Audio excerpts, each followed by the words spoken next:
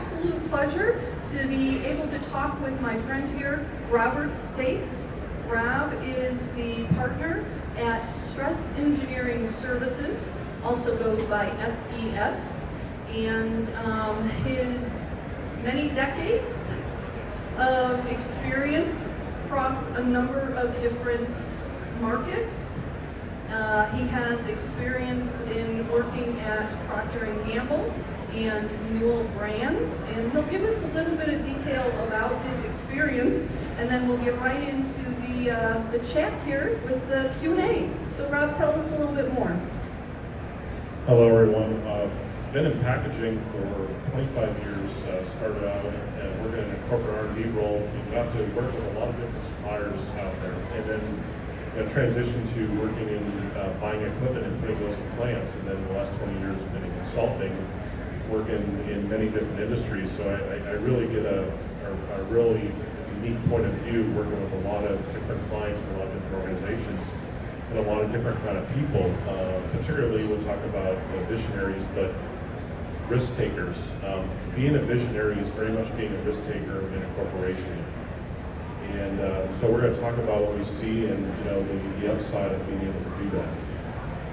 Excellent, thank you, Rob. Appreciate that. So we're going to start right in on the conversation. First question that I think of is, okay, what is a visionary? What's it mean to you, Rob? Yeah, so if you look in regulated industries, med tech and pharma, a lot of them are focused on the compliance aspect of what it takes to be successfully launch a package. But I would describe them as doing a great job at what they do. A visionary is thinking about how can we do it better, how can we do it differently, how can we be more sustainable, how can we go beyond just being compliant. And those are rare individuals. And then when you look at the consumer products industry, which doesn't carry those burdens with them, it's about whether or not they're going to take on the additional challenges that maybe the average packaging engineer in their organization will not take on. And they're going to go tackle those problems. And again, that's a rare individual. It's actually very risky for them because if you fail, they might not be very lenient towards you. And so, it really takes a bold person who really is driven to want to do it. And when you find them, they're very good to work with. And I would hope that corporations would acknowledge that we need some of this, and they would push that through and allow them the freedom to be able to do this. And there are some companies that do that more than others.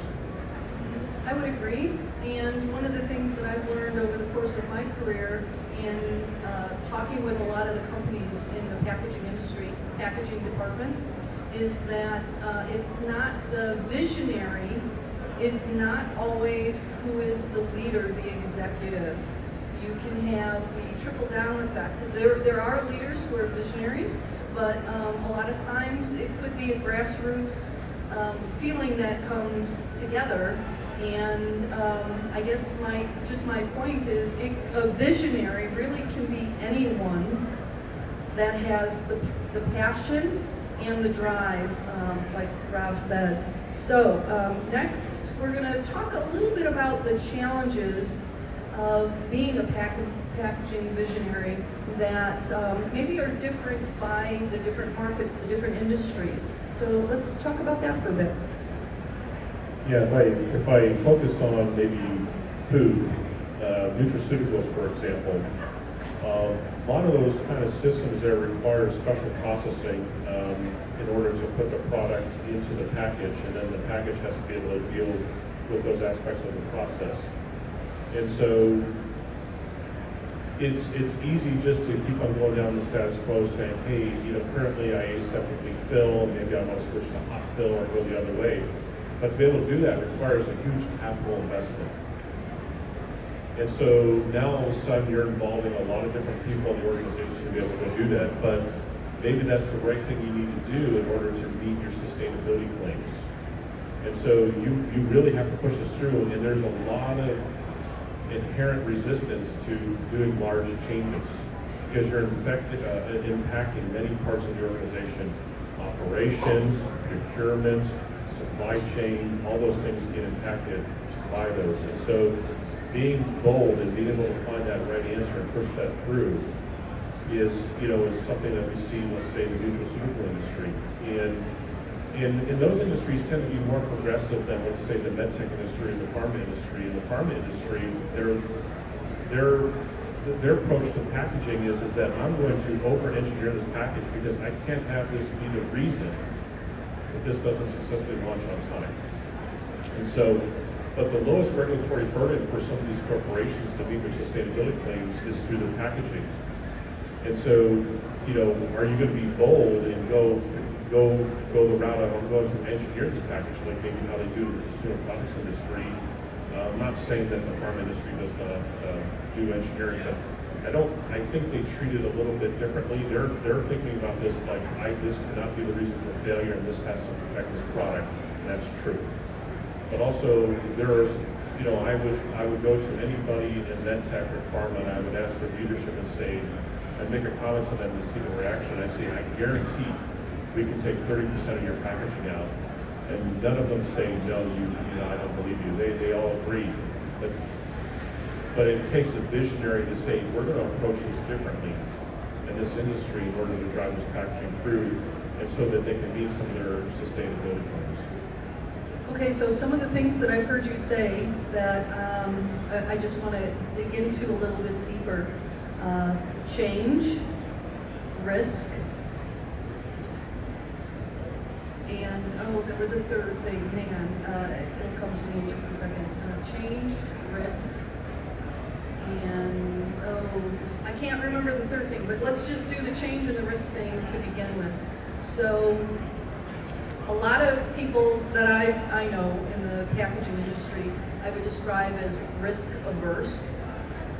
They want to be innovative as long as it's not risky. And some of that is if it's a solution, if it's an innovation that's been proven somewhere, somehow, it's a little bit less risky. Would you still call those people visionary? Wouldn't be a visionary be somebody who willingly takes the risks? Oh, to outsiders, they look like they're taking risks, but that's who they are usually as an individual, and that's what they're going to do. I don't think that they can do it another way. Okay. All right. So change. Let's talk about change then. And I do think that in some markets, as we're talking about the different industries, some are more risk averse than others. Regulated markets, of course, have limitations that consumer packaged goods doesn't have. But from a change point of view, over the years, I've learned that if you're not changing, if you're not going forward, you're falling backwards. And so, isn't it more of a risk not to change than to change? Over the long term, absolutely, but in the short term, when people are making decisions on the project, they don't view it that way. And so, I think that that's the big driver. And I was working with a client in the pharmaceutical industry, and they have a spin on some of the language from, let's say, Star Trek, which is the pharma industry is reluctantly go where 1,000 people have already been. I like that. In my experience, I've seen that. It's true. One of the things that I wanted to point out from the different industries, the challenges within the different industries, is that a lot of over the years we've seen a lot of innovation and a lot of what we might call visionary steps by some of the larger consumer packaged goods companies, the CPG firms that are out there. But I just want to say here, one of the things that I'm seeing in the packaging industry right now is so much activity and passion within medical packaging. Yes, they are highly regulated, not only through federal legislation, but also industry standards and testing. It's so regulated, and yet they have a passion right now. I'm seeing a passion right now for leaders, visionaries in this industry to enact change, meaningful change, for the common goal of improving patient outcome, which of course means safety and security as well as that. Okay, so how might you said that there's new industry guidelines that might change how packaging is developed. What industry guidelines are you talking about, and then how is it going to change? Yeah, so I'll talk about, I can talk about the projects that we see where people actually write checks to us as a services company. And so this tells you that they're actually actively pursuing these. And so one of the things that we see in the pharmaceutical industry is there is a big push to go after sustainability in the packaging. And one of the guidelines that they're actually using that was put out by the FDA, which is really how to present information from a digital engineering standpoint as evidence that the packaging is good. And so we're seeing a lot of work around digital modeling, FEA, front-end element modeling, or simulation, and they're using that to actually develop packaging and submitting it as some of the evidence to the FDA that the packaging actually works. And what the upside of that is that really the consumer product industry was driven by dollars and cents, and they've been on this road of doing predictive modeling for decades. I mean, decades. Yes, I mean the fourth decade of doing it. And so they're adopting those practices and using those regulations or those guidelines to their advantage to also develop packages faster, but also figure out how to take material out of them. And this predates me in stress engineering, but the claim of taking out 30% packaging, that's what stress engineering did, 4 decades ago as a service. That's long since been commoditized. That's done as a service and regularly just took out, 30% of the weight in packaging systems and successfully launching in the marketplace. Yep.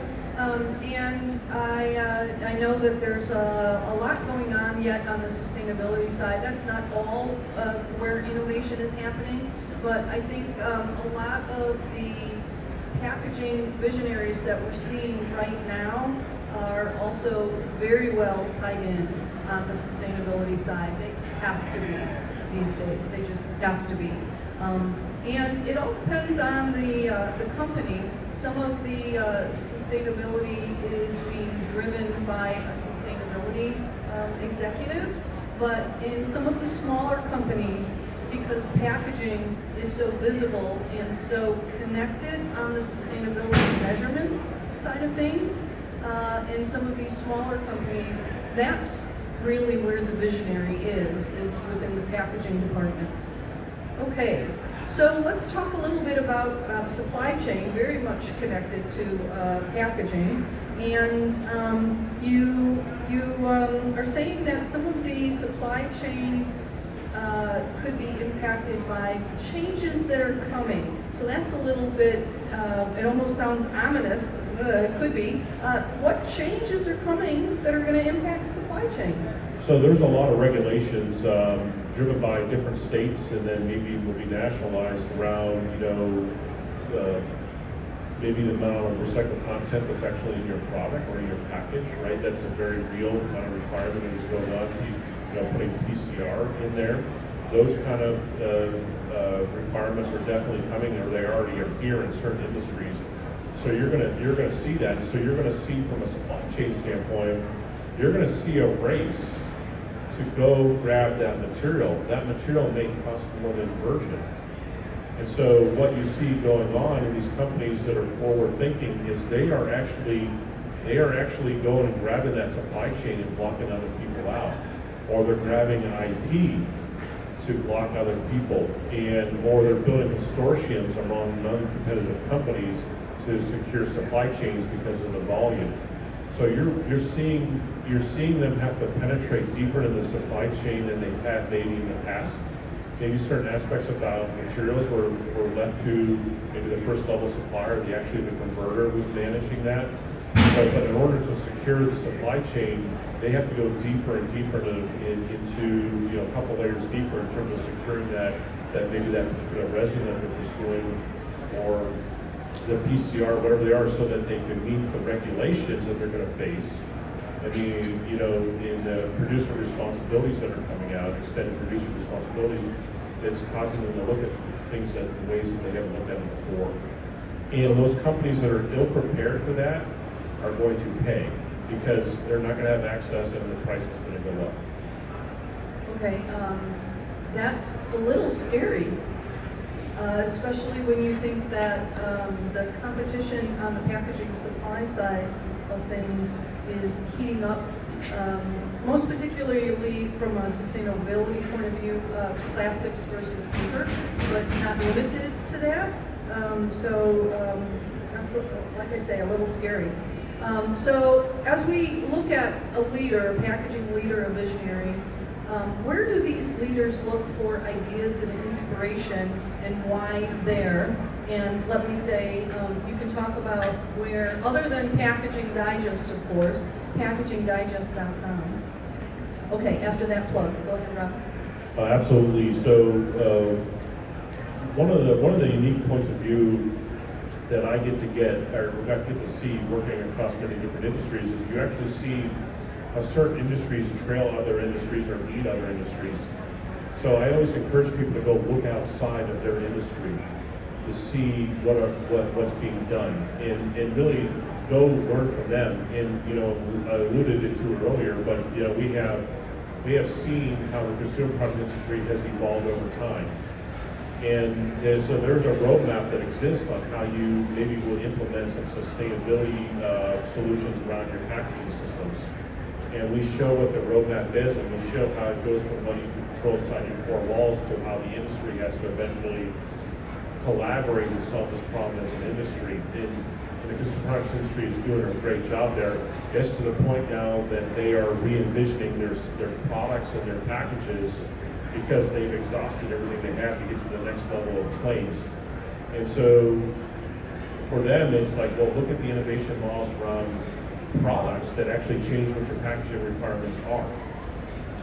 If you're in medtech, it's like, hey, go use the playbook from the consumer products industries from 30 years ago. Here it is, let me show you this. You can go find the low-hanging fruit, right? Find the stuff with the lowest regulatory burden. Let's go find these solutions and go make this happen. Again, the same for pharma is, again, go look at the different industries. And I would say it's a bit of a horse race between pharma and medtech, who I think is probably progressing. But from a client standpoint, I see more pharma clients asking us the question than medtech clients asking the question. Yeah, I would agree with that. I do want to add just one more thing to that, and that's regardless of where the packaging visionary is in your organization, in your department, one of the things that I would recommend if you're interested in being a packaging visionary is to take advantage when new people join, or you have an opportunity to ask someone from the outside to give their opinion to you. One of the things about new people joining an organization or department is they don't know what's been possible or what's impossible yet. And you have a unique opportunity to look at your own department, your own operation with fresh eyes. And a lot of times people say, they can't see the forest for the trees or anything like that. When you're in it day in, day out, it's hard to step back out and see it differently. And you mentioned that, maybe that was the third thing that you said up front, is just seeing things differently. Willing to take the risk, open to change, and being able to look at things a little bit differently. The value in that, I think, is just tremendous. Okay, so how about some examples? Pony up and let's talk some detail here. Yeah, absolutely. I'll talk about one client that I think does a fantastic job in his organization. And this is in And actually, you'll see part of this from actually what happened with COVID and the vaccine. They had to ship that at minus 70 degrees because they basically had to freeze the product so they didn't destroy the molecule. And I will preface that I'm a plastics engineer, not a biologist or chemist or pharmacologist, but they basically didn't want to destroy the molecule that was actually the API. And so they had to freeze that. But they're working towards strategies to be able to ship some of these drugs around where they don't require cold chain, which cold chain is obviously going to be a sustainability problem. And so they're looking at ways to cut back on the testing, and they're looking at ways to cut the cost for testing, but they're also looking for ways for unique solutions for shipping product around and not destroying molecules as you ship them around from shear vibration. So this client did not let a good pandemic go to waste. They convinced BARDA to fund studies on how they could cut back on testing, large molecule drugs for shipping. And what their real intention was is that when they do for oncology drugs and things like that, some of these shipping tests can be millions and millions of dollars. And it's not because of the packaging; it's because of the product inside of it, and they have to test it to make sure it's still effective after it is shipped.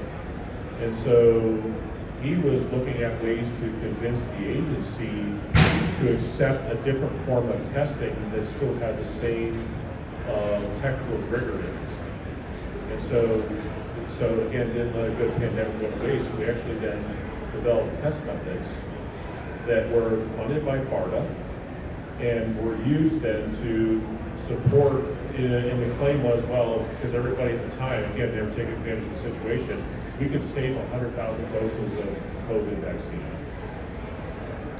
That was, and BARDA said, okay. And they were just writing checks to everybody anyway. And so they took advantage of it, but what they're able to prove is they started socializing them with the FDA about there's an alternative approach to do this where we can, again, give the same result as you can get in that standardized testing, but cut back on the amount of drug. And again, they're playing the long game of thinking about oncology drugs that are coming down the pipeline there. And there's an example of really someone leading their way through this process. That's a good example. I'm going to share one on my side as well too.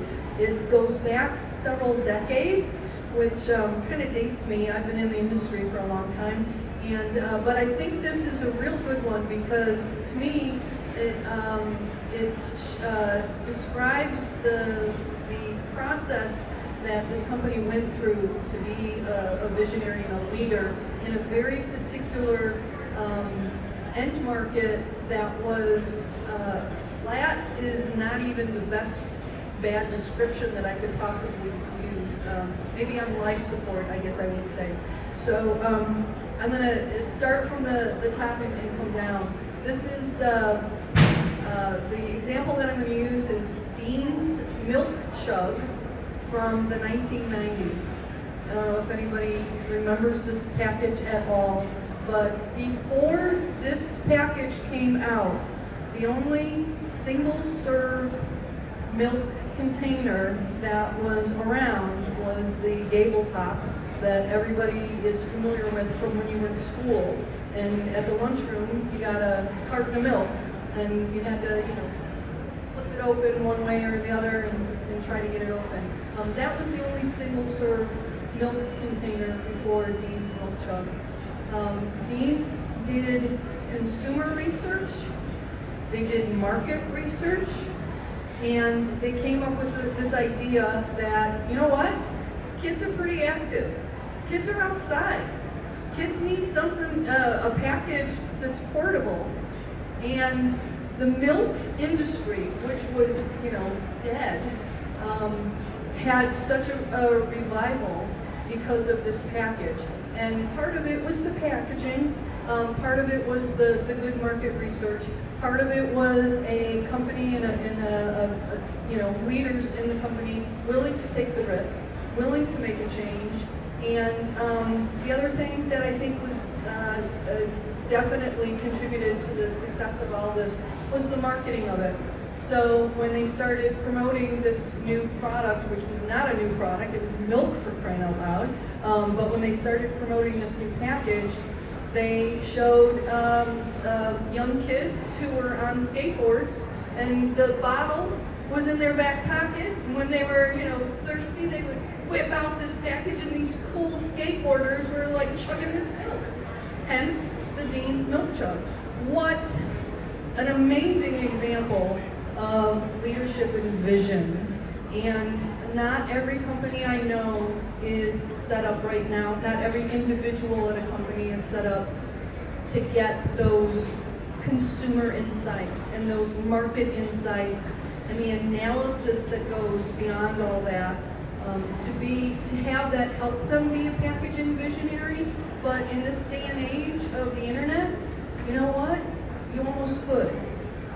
There's a lot of information that's already free out there. The analysis, the thought process behind it might be a little bit more onerous, but somebody who's got a good mind can do it. Okay, so we're going to talk about some scenarios. In your area, packaging software is out there. There's some new materials that you wanted to talk about and some likely regulations that are going to help prepare these visionaries for the future. Yeah, so there's a lot of pressure, for timelines in development, and there's in some of these industries obviously some regulation, and also there's a shift towards direct to consumer, the e-commerce model, and there's the e-commerce model is still maybe a small percentage of the total sales, but it's definitely growing, and COVID causes a shift change in that. And Amazon has a lot of power. If you attend any packaging conferences, they're always talking and presenting, and they're trying to lead some things here. And they're also a big target by industry organizations. So they're going to make sustainability claims, and they're going to push that down the supply chain. So there's a lot of challenges there that everybody's going through, and people are learning. And what you're finding is the e-commerce model is also advancing pretty quickly on actually how they move stuff around. So the test standards can't keep up with the new technology. So there's a lot of challenges there. And so, one of the things that at Stress that we're exploring is like, how do you democratize the engineering of some of these sophisticated tools here? And so I would describe this as leading edge, but if we circle back at 5 years, it's probably going to be on the verge of being commoditized.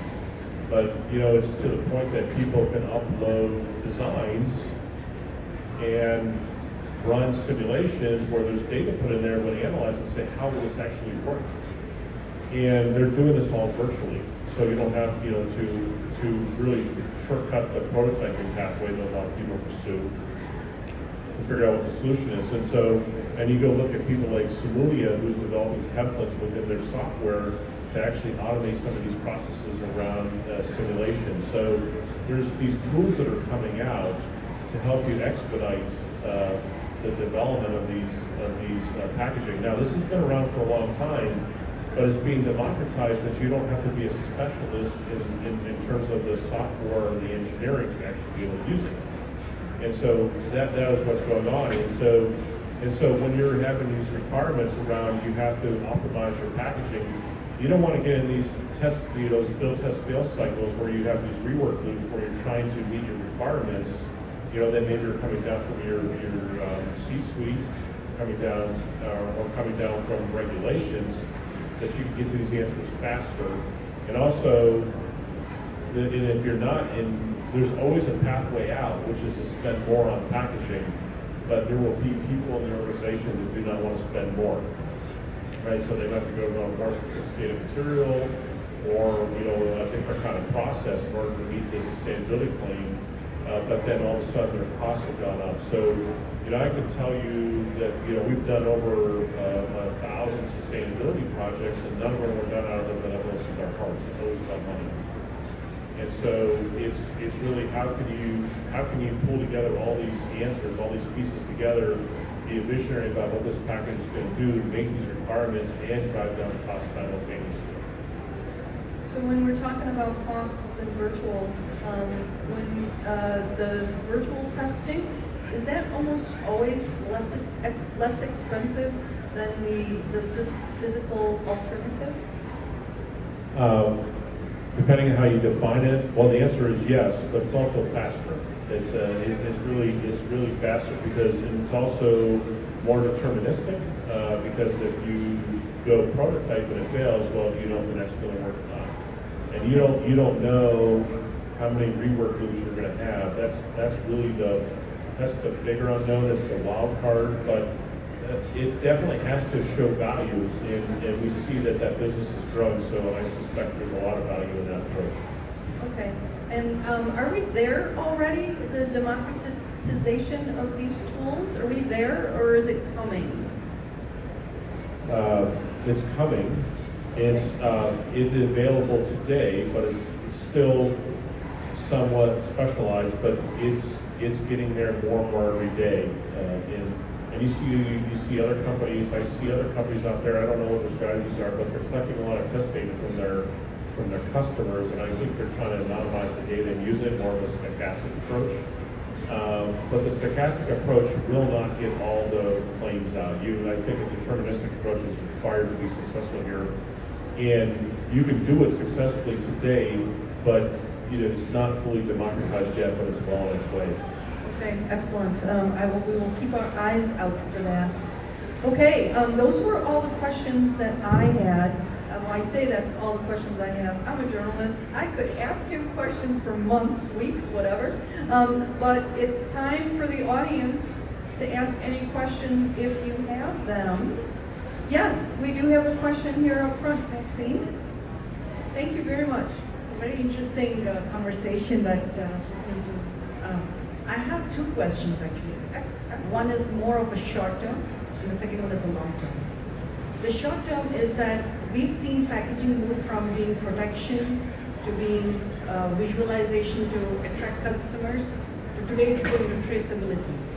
So a lot of these packages today have RFIDs and other electronics being stuck on them.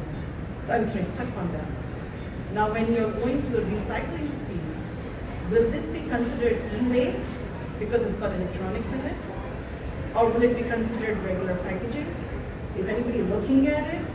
How soon is that going to come? Because, we're already in that cycle.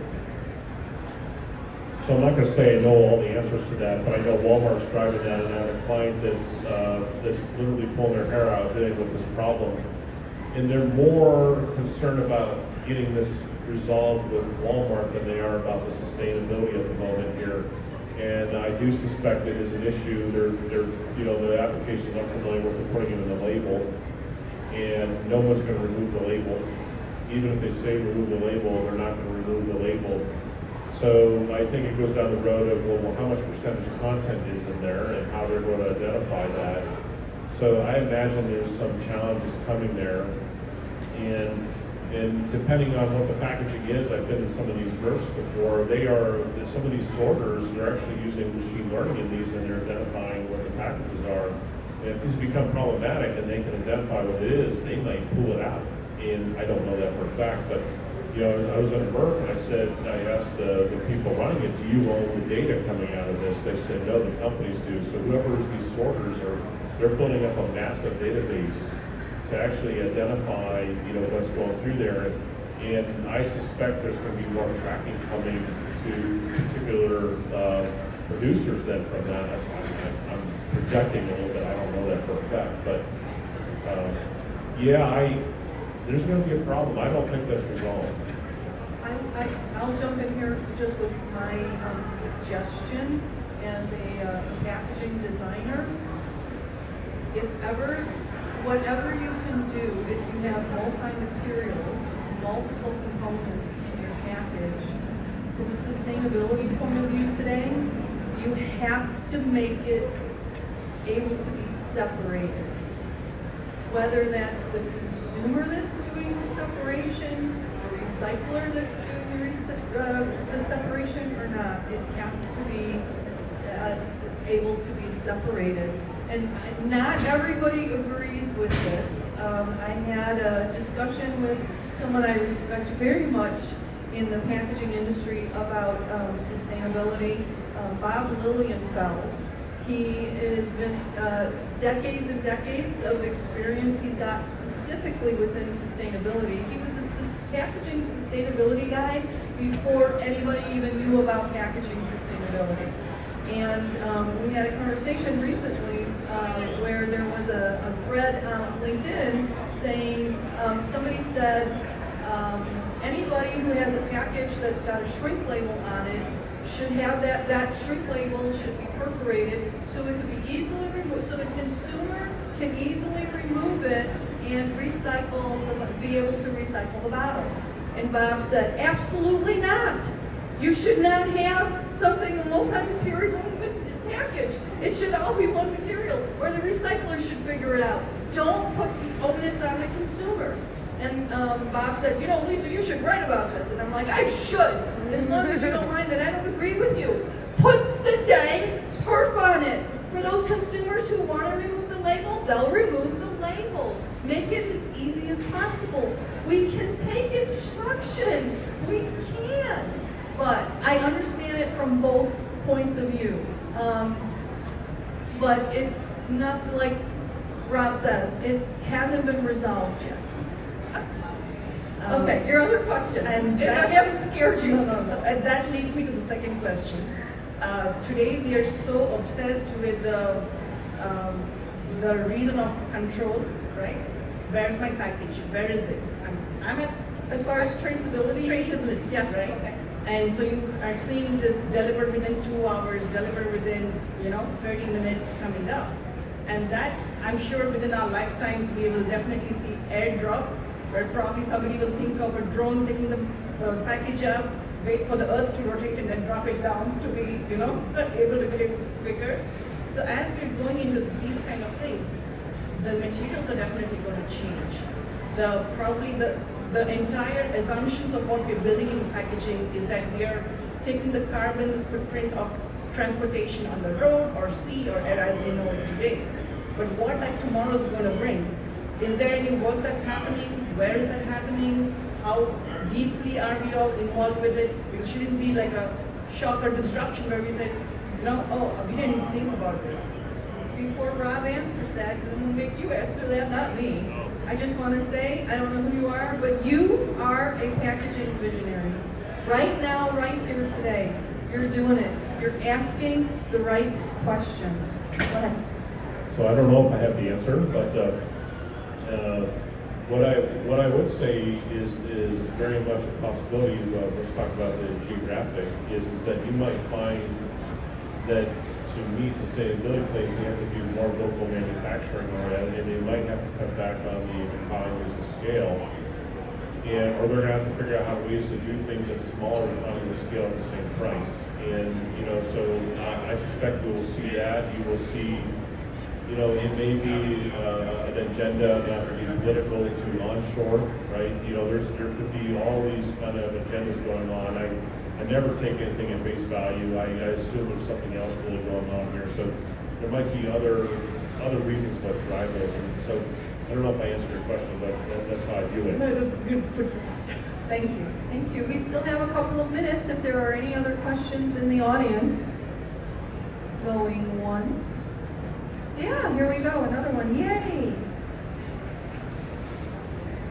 Hello, just with everything being connected to the internet, how does cybersecurity play a role into packaging, and how is that being tackled? Is that at the operational level in a plant, or cybersecurity for consumer ordering? What level are you looking at it from a packaging point of view? Operational, okay, go ahead.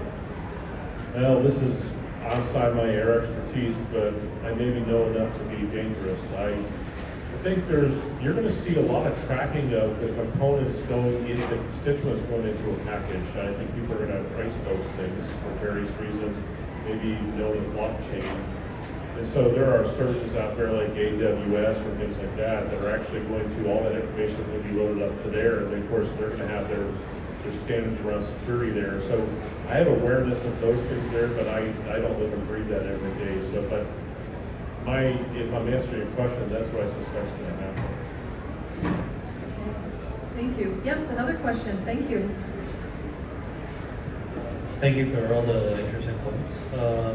I think there's a big focus in manufacturing and engineering coming from B2B and straight from businesses, but I'm intrigued to think if you see in the near future with all this generative design tools and whatnot, if there's a case for small businesses or the regular consumer to start designing their own packagings for whatever product they're trying to get out there.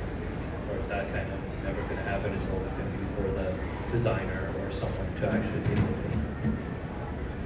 So I heard part of it, and I couldn't hear all of it, but I think you were referring to the fact that smaller firms trying to make sustainable packaging, is that where you're going? Smaller firms and consumers in general, somebody who's got an idea, they just want to send it out there essentially with tools that are out there to help with designs.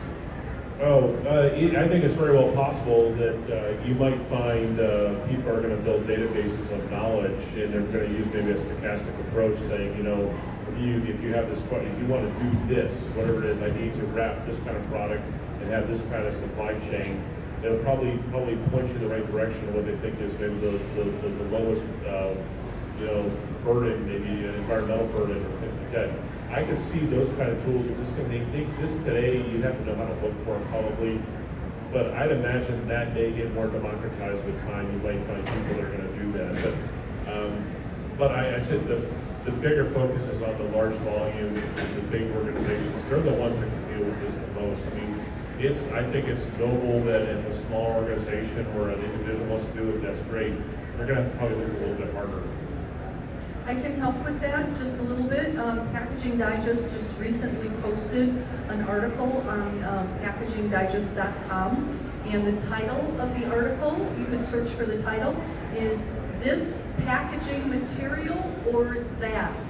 And what it does is it's basically looking at the different packaging design tools that are available, and not only from a sustainability design point of view, which is design in general, but as you know, a lot of them are very specific for sustainability these days. But I can't remember, there may be a dozen or more different tools where we list them, explain what this tool does. There's a link to the tool online, so that might help. So hopefully. Any other questions? 1 more minute left. Thank you very much for your attention, and hope it was helpful. Just again, I'm going to end with what I started with, a leader, and here I'm going to change it a little bit and say a visionary knows the way, goes the way, shows the way. Go ahead, get out there and do it. Thanks for showing up.